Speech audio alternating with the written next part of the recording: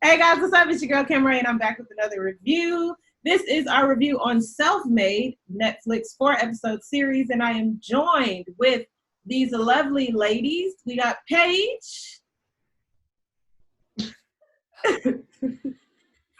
We got Tamika. And we got Courageous.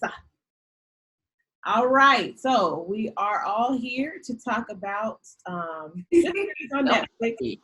Like Reign in Peace. We're all here to discuss a series on Netflix starring Octavia Spencer. What did y'all think?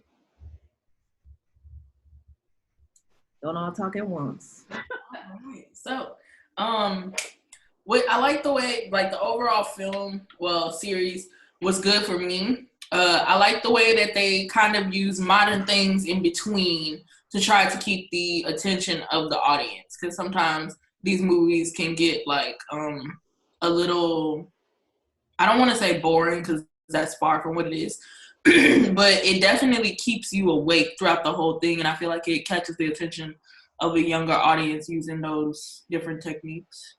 I really liked it. Wasn't too sure how I felt about them kind of like making her the thief, like the bad guy, and showing that bad light on her. But anybody else? Yeah.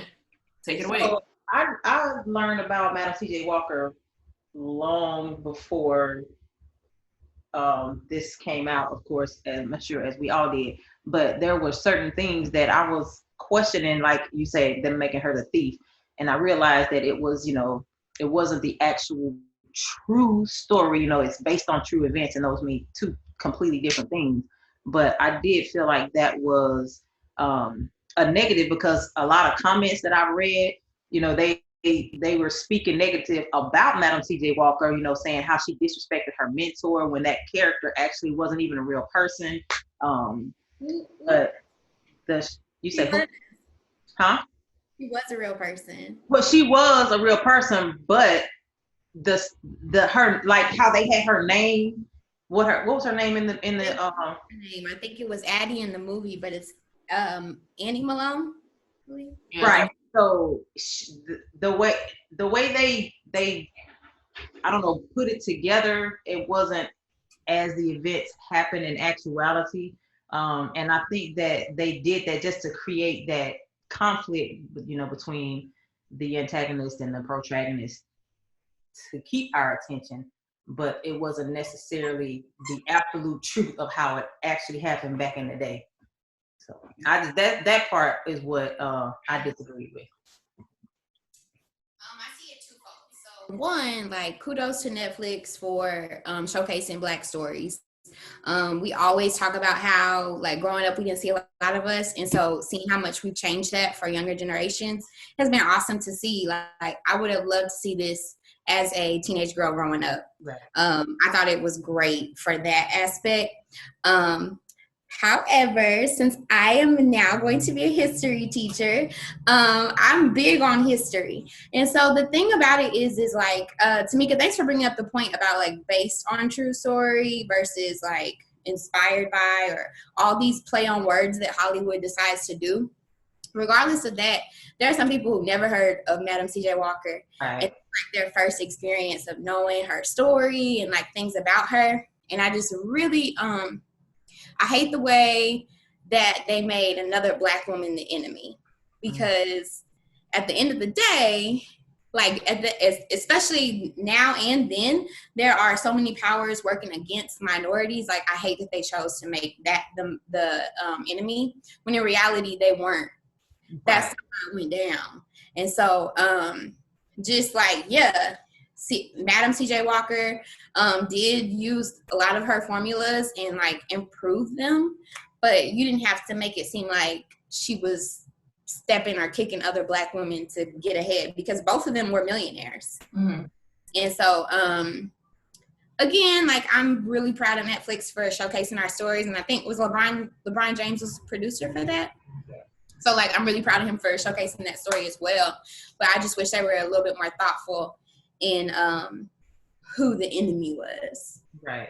So for me, when I'm watching the whole like them in the ring, it just like it was really cringy because I'm like, okay, I see what they doing with the the brown skin full figured versus the light skin mulatto mixed, exotic skinny pretty girl type thing. And it just, I kept hoping and praying and wishing that there was going to be another message that protruded out in this series more. But it was like the colorism thing was heavy. This whole, and we're going to get into the controversies in a minute, but the colorism thing, it just let me down because I was like, they had it throughout this whole series of Addie seeming like she got this vendetta against Sarah or Madam C.J. Walker, just for us to find out in the end, well, she kind of had grounds to have it out for you based on this series, and then to find out that's not even a true story. So why did y'all even include it? Right. It's just like another way to put us against each other. Yep. So we had, it was 4 episodes, and we had Tiffany Haddish, and we had Blair Underwood, who looked like he ain't aged at all. They had Bill Bellamy in there. He looked good in there. It looked like he ain't aged, put on a little pounds, but he don't look like he aged at all either. So just a couple things that we want to discuss. What was you guys, what was your opinion on Sarah and CJ's relationship? What do y'all think about that? I'm sorry. In real life or in the movie? No, in the movie. Because I know we can get into a discussion about the facts about Madam C.J. Walker, but this is a self-made review, so I want us to talk about the movie. I think it was predictable, showing a strong Black woman who was doing her thing, and she was married, and she kind of was outshining her husband. So he felt like he was less than, in her eyes. So he felt like he had to go out and have an affair in order for her to recognize her, because in his opinion, she was married to her business. And that's like, I don't want to say typical, male chauvinistic thinking, but there's a lot of men who really feel that way in real life. So, I mean, I think they did a good job in portraying it that way, because that's kind of like real life. But do you think that she had a part in her husband's straying though? Like, I don't think she was fully innocent in that. I don't, because I feel, and this is just my opinion as a married woman, who has had a career, and in order for, we already have it bad from the start. We're Black and we women, so we have to fight extra hard to meet the level of expectation of businessmen, Black businessmen, white businessmen, regardless. So if I'm giving a lot of work and attention toward, the business that I'm trying to pursue to make us better, that's not saying that I'm neglecting my responsibilities as a wife, because where do your responsibilities as a husband come in to support me and my vision and what I'm doing to make us better and rise above, the poverty line or whatever. What you think, Paige? The question was the relationship between Addie and CJ Walker. Yeah, well, what you think about them, and then what about Tamika said? You agree, or what you think? No, I agree with what she says. That's her opinion and her, like, I'm not married, so I respect what you say because I'm not married. So to me, I take that as fact. But y'all know what is so funny? I think that Addie and Sarah's relationship was kind of like Joe and Joe and Carol. Because, I mean, maybe not as far, but it's like, oh, these are kind of similar. So I didn't realize that till I was thinking about it just now. I thought that was funny. But at the beginning, she asked her if she could sell her products for her, and then she I know she went behind her back and sold it. But if maybe if she was a little bit more open-minded to working together with her, then all of that could have been avoided, and I guess the movie wouldn't have been the same. Do you think CJ, her husband, what was his name, Charles? You think her husband, do you think he was, could you understand why he cheated? Like Tamika said, you've seen it coming, it was predictable because of Madam CJ Walker's like presence as this business owner who knew what she wanted? Or do you feel like Madam CJ Walker kind of had it come? Because I'm gonna tell you, on that part, when she was sitting there so upset about him, she felt like her husband didn't do the right thing when he went in the bathroom with Booker T. Washington, and she was so upset that he didn't come to the house for the party, and she was just eating, and he left with the other girl and was dancing in the club with her. To me, on one hand, I feel Tamika in that moment. I mean, what was he supposed to do? Just sit at the house? I'm kind of back and forth. Like, I see him going out, but I mean, your wife just had a huge letdown, but you're part of it. Like, do you feel like? So when she did place a huge demand on him to get him to come over for dinner, and he did what he thought he had to do, which was what he said, put a gun on him. Mm-hmm. And lock the door, and he agreed, yes, I'll come over. So when it didn't happen, yes, it was a huge letdown. So her responsibility in that is that she put a lot of pressure on him to do something that was almost impossible, because you see how Booker T. Washington, how he was, how we read, watched documentaries on him and the type of person that he was. He didn't believe in female entrepreneurship back then. So when he didn't show, it wasn't all her husband's fault. And when they all decided to go out and have a good time, it's okay to let, for him to go out and have a good time. But he had a little bit too good of a time. Now, yes, your wife is at home. She upset. She pissed off because things didn't go her way. Right now, she may be acting like a spoiled brat. But that doesn't give him a free pass, to go and get his freak on with this random broad on the dance floor and eventually lead into an extramarital affair. Right. Paige, what you think? I mean, I think from some outside looking in, and just based off the series, I didn't see a lot of communication. They said, hey, it bothers me that you're using my name and you act like you're the man in this relationship. But I would have liked to see them have more realistic conversations, because in a real marriage, it seems that the most successful marriages have way more communication than what was displayed. Now, it was a series. However, I feel like if he would have said, when you do this, it makes me feel this way. And a way that you can help me not feel that way is by doing this. And there's no compromising between the two of them in the film. It's right. Both of them are very my way or no way. But I don't feel like, I don't know, there was so many different dynamics, because you get the dad, the grandpa, the dad, that's we need a woman in our lives. That's what he's telling his son, right? So it's almost like he's telling his son, you need to get it together so that you can stay with her. And then, because he can see that he's having an ego thing going on. He can see that, Sarah, she's this determined person and she's about to take off.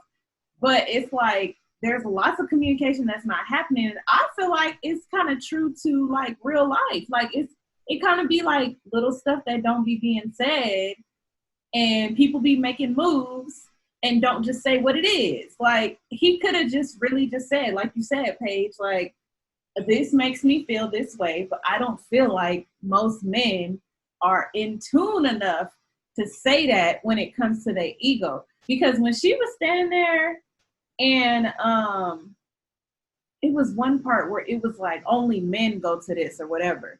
And she was like, oh no, I will be going to that. I will have my ticket. So it was he didn't, his friends was kind of punking him oh, you're not able to put your foot down. You know, like your wife just gonna muddle through, you know? So I feel like he kind of just kept sitting on, he first started out as like, and you can see the range of his acting because first he started out as like this supportive husband, kissing on her, loving her for who she is. And he moves back home for her, even though he says he didn't want to move back home. And then he goes into this like, you know, this part where he wants to feel like a part of it. And then he slowly starts going into that, you know, into that dark place. So I'm like, he had like a lot of levels to where I feel like if she was truly about her marriage, she would have kind of seen it, you know? Mm-hmm. I feel like I tried to like take a few notes because my mind was like all over the place with that one because I'm kind of I'm in a lot of different spaces with it. So one, with her business, like Tamika said, I feel like she was working hard and trying to build for her whole family and try to make this a whole family thing, not only just for her family, but just like Black people as a whole. Like this is starting to come up from everywhere. And then the next one that I want to like talk on is the relationship part. As far as him, I don't know, because I kind of feel this way too about how being too into the business and not enough into the relationship. Because again, I'm not married either, and I kind of feel like I probably won't get married or even find somebody to support me enough until after like I'm established and I'm financially okay. And so I seen in the movie that he was like on board with the support and everything in the beginning, and his dad is actually the one who got in his head, and he was like, you working for your woman, like, and he was kind of defending, like, no, I'm not, this is, you know, support and stuff like that. So I feel like he started to change once his dad got into his head, and then that's how the whole I'm not doing this no more kind of thing kind of transpired. And I also heard you say something about is it okay about the cheating? Me personally, I feel like cheating is a no excuse zone. Like you have no excuses for being unfaithful to me at all, because you always have the opportunity to either talk about the situation first, talk about the situation first before it happens, tell me how you feel about it, or you can just go ahead and let me go, player. Like, let me go. Let me know you interested in doing these other things, and if we can't work it out, then we can't work it out. That is what it is. But I think the problem for me comes in because cheating is not okay to me at all. But my thing with watching this, what was frustrating me, and as me and my husband was watching it, I was just like, she could really just say, like, I'm gonna need. It's like those sidebar conversations where you be like, listen. For the next 6 months, for the next 9 months, I got to grind on this business. I'm trying to be here. And I felt like she kept saying that. So for him to be so insecure, that's like, I need you to stroke my ego. I need. And then his dad was like kind of contradicting himself because he like, oh, you working for your woman. But then on the other hand, we both need women. You need a strong woman like her. Yeah. We both need a strong woman. So it's like, okay, sir, what do you want me to do? Because as soon as he started getting into his ego, he was kind of done from there. As soon as she started skyrocketing, she was not trying to look back to see about him. He started drinking, started messing with old girl. You mess with old girl that's working for me. She ain't have no loyalty. You telling me I'm pretty, I'm beautiful, but then, you know, you trying to advertise a woman that I'm not for my business.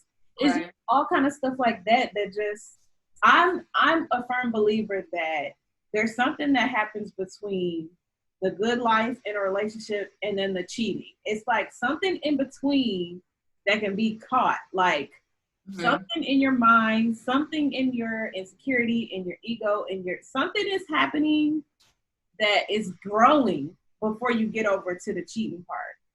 And I feel like, even though this is just a movie, I feel like he had levels where it was like, she could have just took a moment. Because even how she was talking to him. I believe some of her responses to his actions, like as far as the cheating and stuff like that and the stuff that she wasn't okay with, I feel like her response to it, the reason why she wasn't kind of like retaliating or reacting to it was because at the end of the day, she knew she was gonna take off and be on her shit. She knew what was gonna happen, and she was like, "Okay, you want to go do all this other stuff and do all of this? Watch." And then in the end, his behind was coming crawling back, just like they all do. And she was like, "Nope, I don't want it. Bye." Okay, so let me see. The next controversy or the next huge talk about the show was this idea of a stolen formula. Okay, they kept swearing up and down. Well, she said, she was like, "You told her I stole the formula?" Now, Paige, that's not true, right? No, she did. She actually stole it? Well, they were working together. So Okay. she made some changes. So like she got rid of the heavy sulfur smell. Okay. So it wasn't stolen. It seems like it was more inspired by. Right. Well, no, I mean, she had access to all the ingredients. I don't think that it was as unfriendly as depicted. It made it seem. Yeah, because like I said, they both became millionaires. Like Madam C.J. Walker became a millionaire first, and then Addie became afterwards. So I don't think it was like as ugly as portrayed. I feel like if she paraphrased the formula like we do our time. Not paraphrase. But for them to like beef up this feud to make it seem like a woman in that time would pick up her whole life and move to the same city where you at, open up a business, pay the son-in-law to get all the dirt. Like, I was like, That goes back to what Paige said, though, about it relating to the Tiger King, because that man changed his whole name just to be petty. It seemed like Netflix got one little Storyline concept for everything. cycling it. Okay. And I feel like, there's a saying that controversy sells. Like, rappers have made albums with that title, and Netflix knows that controversy sells. So for them to highlight the fact that she stole the formula and they had a beef going on for years and years and years, of course that's appealing to the masses. So Yeah, but why you think reality TV so hot? yep. And drama all the time. They easy gonna throw Love and Hip Hop on Netflix. I'm just saying. Help a sister out. Something. they're gonna have a whole new bag if they do that. A whole new bag. Baby. Because if Love and Hip Hop they'll go ahead and add everybody a reality TV show. They sure will. Can I read this to you? Go ahead. This is from Annie Malone's bibliography. It says, one of her selling agents, Sarah Breedlove Davis, later known as Madam C.J. Walker, operated first in St. Louis and later in Denver, Colorado, until a disagreement led Walker to leave the company. Walker took the original formula and created her own brand of it. This development was one of the reasons which led to Turnbow to copyright her products under the name Poro because of what she called fraudulent imitations and to discourage counterfeit versions. So due to the growth in her business, Turnbow moved to a larger facility in 3100 Pine Street. So she also established a cosmetology school and center. So they both have very similar tracks. It's just, I don't think it's that deep. But I don't think it got as nasty as that. I just wonder, well, not wonder. I feel like I understand the need to create controversy. I understand that. But from what I hear, Madam C.J. Walker had enough controversies in life that they could have picked from that didn't have to be this feud between that's the ever popular paper bag test within the Black community. And like, why do we have to do a boxing ring? That is Yeah, that was funny. bruh. Like, I understand, like, the production level and, like, the editing, I appreciate it. Because, like you said, Nisi, it brought, like, the modern part to it. And it helped, like, move the story along. And it had, like, lots of nice, it was, like, visually appealing. But I was like, I mean, why the two black leads got to be squaring up? And then even when Addie was like on the phone with her mom's like, yeah, you got that good light skin. I was just like, dang, we taking a couple steps back, man. We taking a couple steps back.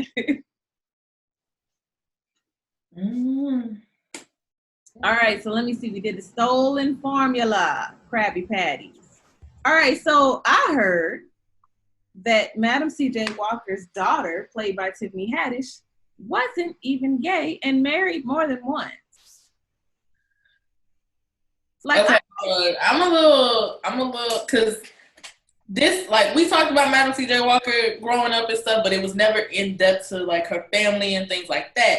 So by watching this film, I learned a lot about her, and to say that a lot of it's not true, it's like. But that's what Paige's point is. This was like a lot of people's first introduction to Madam C.J. Walker. Most of us who didn't specifically choose her to study thought she was the inventor of the hot comb, just to find out she just popularized it, right? Yeah. So when you put this on a platform like Netflix, when everybody's stuck at home and this is all they see, they taking it for facts. And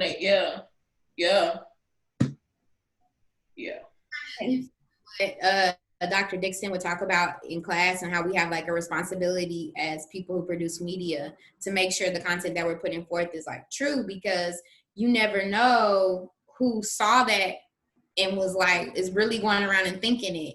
And Netflix, they're not thinking of it that way. They're probably like, hey, we have like a whole black audience. Like we have these black films. Look at all this black stuff we have. Like they probably think that they're ahead of the curve, like really just doing some astonishing, amazing work. But I don't think they're not there yet, but I appreciate the effort. Yeah. Right. And I see the way I see it is, say for instance, I have nieces that are, preteens and teenagers who don't know or haven't studied, Madam C.J. Walker and what she did and what she brought, or Booker T. Washington or W.B. Du Bois or any of those, of the iconic, famous Black people in history. So if all they're doing is sitting home watching Netflix with their mom and they see a documentary based on true events about, W.E.B. Du Bois, whatever it is that they put out in that film, my nieces and nephews, they're going to believe that to be true because that's all they know, because they haven't learned the true history yet. And that's where I think, Netflix or these producers, when they make this content, like you said, it's for them, it's true enough, and they haven't owned the responsibility of telling the actual story of how it really was, based on true events, like that's a Hollywood term for them to insert whatever they want into a storyline, because it's based on a real person. And that's just something that I don't particularly agree with. Because that's really what it is. Let's just pull stuff and string it together. Because when you say that the child was gay, it's just like, okay, where y'all getting this? She married one time, cheated on the husband with some love interest, and like people like really eating it up. And then you start to associate that character because Tiffany Haddish. And you're like, oh, she moved to New York because she was able to be herself. And then, like you really eating it. Because after I got done, I was like, okay, I understand. And then here come the contract. They was like, no, that's not true. That is not true. All that stuff that you was reading was not true. What about how Madam C.J. Walker reacted to her, being with a woman she kept trying to put on to her, get married, carry this heir, have kids? What y'all think about that? I was gonna say that too. I don't think I really seen a reaction from her as far as being interested in women. And I thought that was strange, or maybe I missed that part. But I thought that was strange that her mama didn't have a reaction, because like it was obvious at this point. You know what I'm saying? You not doing your work, you playing around and stuff like that. And so I did find it weird. But now that you said that she really wasn't gay, I feel like what reaction could you put in there to make it seem like it's true? Because I feel like during that time it would have been like a bit more tension in the family if that happened, and you don't have a story to tell because it didn't happen. You see what I'm saying? Yeah. So that once you said that clicked for me. Yep. But I guess it's only natural to want your children to bring forth heirs to your empire that you're building, because you know you're not going to be around forever to enjoy it, and you want to pass it along, and you want to make sure that it continues, you know, your legacy continues to grow and build with your children and your grandchildren and your great-grandchildren. Because I tell you, if Madam C.J. Walker was my great-great-great-grandmother, I would make sure I have at least 3 kids to pass that on for them to continue to build and grow and pass on. Shout out to adopt. Are her products anywhere? Or just I've seen some people like still have tins and they're like auctioning it off, but Paige, you was gonna say something? Yeah, I was saying how I think at first she kind of ignored it. Like she was more so because her Tiffany Haddish put it to where, hey, I want to go to New York to expand the business. Not like, hey, I want to go to New York to get a new girlfriend. And so when she caught her kissing the girl and she got so upset and was like, come here. And she gave like the speech about needing to like provide somebody to keep the family business going. That was after she found out she was dying. And then the conversation that when she finally told her, she was like, hey, that whole of the conversation was like, I just want you to be happy.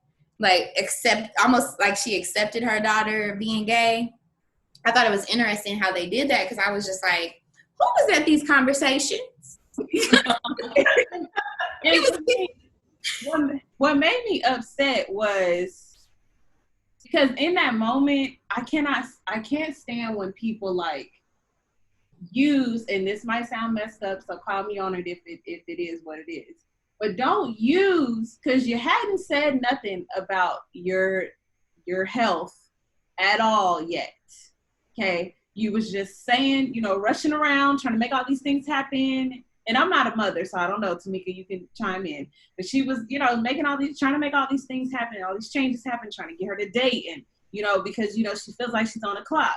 And then when she seen her kissing this woman, it was like, let me enter the fact that I'm dying, or I found out that I'm dying, to like put a fire under you to go do what I want you to do, instead of saying, like, I have a problem with you kissing this girl. Like, it's kind of like, let me insert my health to make you feel guilty into doing what I want you to do. Does that make sense, or is it messed up? It does, because as a mother, I know that I have the power to say certain things to my children to guilt trip them into doing what I want them to do. Now, I won't do that, but I feel like there were times when I was growing up and as I was becoming an adult, there were things that my mother said to me to steer me in one direction or the other. And it wasn't a big deal until maybe she felt like I wasn't going the way that she thought I should go. So she had to bring this specific point in, something that's been going on for years and years that I didn't know about, but she knew if I did know about it, it would have a certain effect on me. Yeah. So, that's what I felt like happened in that moment. Now, granted, she did come back later and say, I just want you to be happy. And Paige, yeah, I do feel like that was a Hollywood thing. Because, like Niecy's saying, in that time, no, Pippin, no. Yeah. You seen her talking to the dude and seen how bored she looked, and so you just had it in your heart that she needed to be happy. Yeah, right. Yeah, right. Oh, man. Okay, so let me see. There were some other takeaways that I wanted to talk about. I did see that Madam C.J. Walker's, adopted granddaughter, she wrote a book entitled Self-Made. Did y'all hear that? Mm-hmm. I think I read that. At the end and live with them, and she was supposed to be going to Spelman. Yeah, that one. And so I seen her that she's doing interviews. Now I don't know if Self-Made is based off of the book, and they only took certain excerpts from the book, or they only took certain excerpts from her life. It just seemed like a collection of lots of excerpts. A piece here, a piece there. Yeah. It's you saying it seemed like it was self-made. Mm-hmm. They gave y'all the warning title. Right. So the adopted daughter is like our grandparents' age. Yeah. She experienced, before she was actually adopted by her daughter, she didn't know. So I'm sure she probably, were told stories, and she's read history books, and she's, Googled her adopted grandmother, and she knows, most of her history. But if the film is actually based on the book that she wrote, then it would make sense that all of it is not, factual, and that it's based or inspired by true events instead of an actual true story. Yeah. Okay, well, if y'all had to rate the film on a scale of 1 to 5, 5 stars being, the most that you could give it, and 1 being a measly little what would you give it, Paige? She wasn't expecting you to go back. Hey, so this is hard for me because I love watching a movie, a TV show. Like, I love it. I'm proud of them telling our stories. I don't want to do it, but it was. I would give it a 4. Based on what grounds? What's your 4 based on? Because that still holds some weight. A 4. A 4 because it was beautiful. It was visually appealing. I like that it was a series, so I could take breaks between those cringy boxing scenes. Like the music. I did. I really enjoyed the music. I loved the costumes. I loved the wigs. Like, it was really visually stimulating. I liked it. It was rich. It was depth. I appreciate the story. I'm so glad Netflix did it. And for that, I'm going to give it a 4. But will I watch it again?